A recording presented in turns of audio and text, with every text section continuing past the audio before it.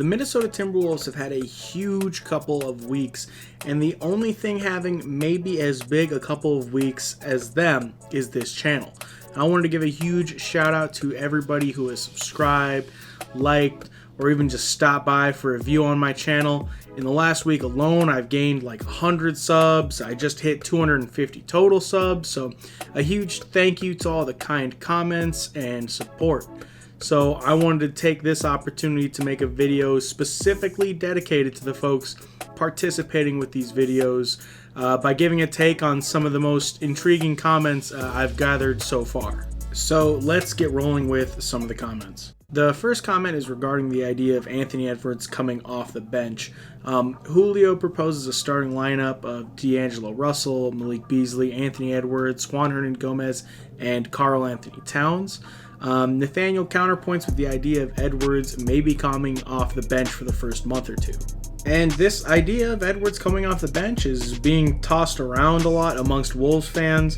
The cornerstone of the argument for starting him is that he is the #1 pick, and the best case scenario is that he gives us the most out of all of the wings we have this season. The cornerstone of the argument against is due to the logjam at his position, and maybe more crucially, the abbreviated preseason and training camp.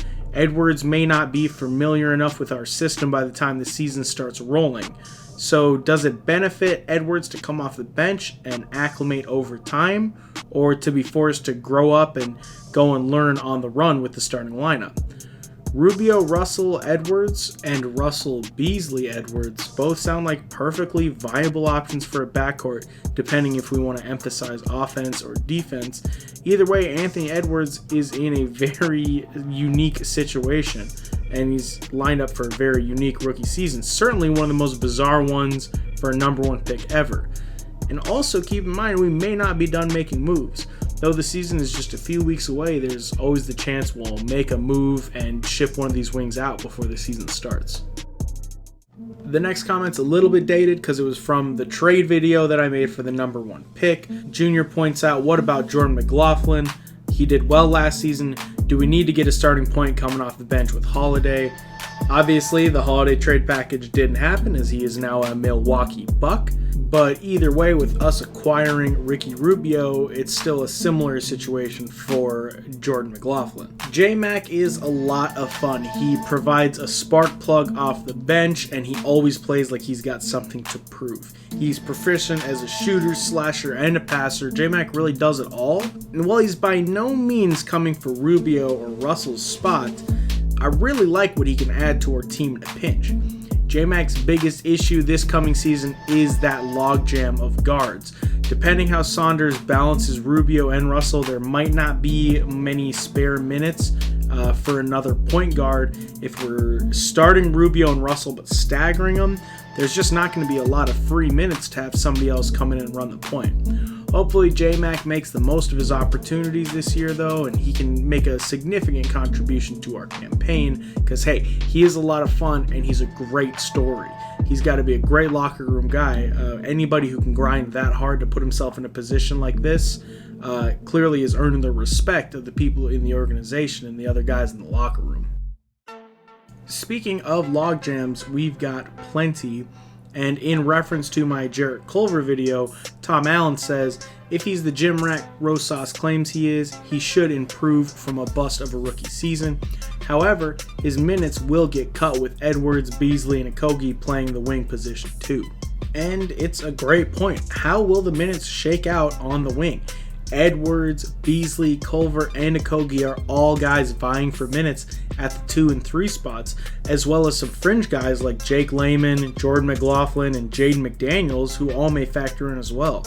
And that's not even mentioning D'Angelo Russell, who may scoop up a significant amount of minutes at the 2 guard if Ricky Rubio is factored into our starting lineup. The harsh reality with Culver is out of those first 4 guys I listed, he's not the best at anything, and his ceiling isn't the highest either. Beasley's far superior on offense, Okogie's a much better defender, and Edwards might be better at both and has higher upside. It's just hard to sacrifice minutes from those guys for Culver right now.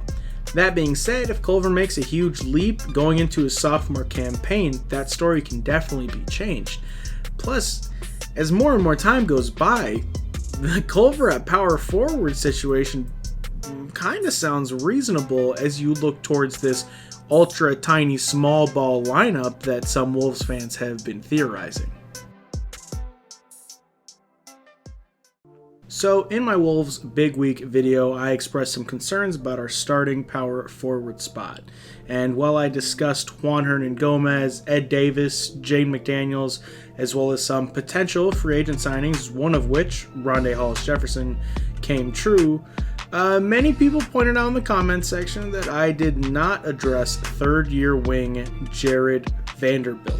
Gerson Rosas, as well as some Timberwolves media, have been hyping up the development of Vanderbilt during this offseason. Vanderbilt is a 6'9" athletic wing with a 7'1" wingspan. He's got solid defensive and rebounding instincts. The key issues with Vanderbilt are his health and shooting. The health issues are what resulted in him dropping into the second round of the draft, as well as getting him buried in the Nuggets depth charts. The shooting is simply non-existent from Vanderbilt, and maybe he's secretly a good shooter and just hasn't had the opportunity to do so yet. But if any of his coaches had the suspicion this guy at this size, with this athleticism, could shoot, you'd have to imagine he'd be putting them up more often. With Hollis-Jefferson slotting in as the defensive hustle glue guy and Juancho acting as our spacing kind of offensive option it's hard to imagine Vanderbilt cracking the starting lineup under any normal circumstances. But hey, if the kid comes back from this offseason having made a huge leap, he may just surprise us. And for the last comment, we'll keep rolling with power forward talk from my last video. Z11 Zen says, I don't understand the hate for Juancho. He's an extremely good shooter who rebounds well and has played for legit teams. And I want to make this clear. I like Juancho. Having a stretch forward who can grab boards is a very important piece to have next to Karl Anthony Towns to help with spacing. With the addition of Hollis-Jefferson, I think we have options. I anticipate both of them flexing in and out of the starting lineup over the season.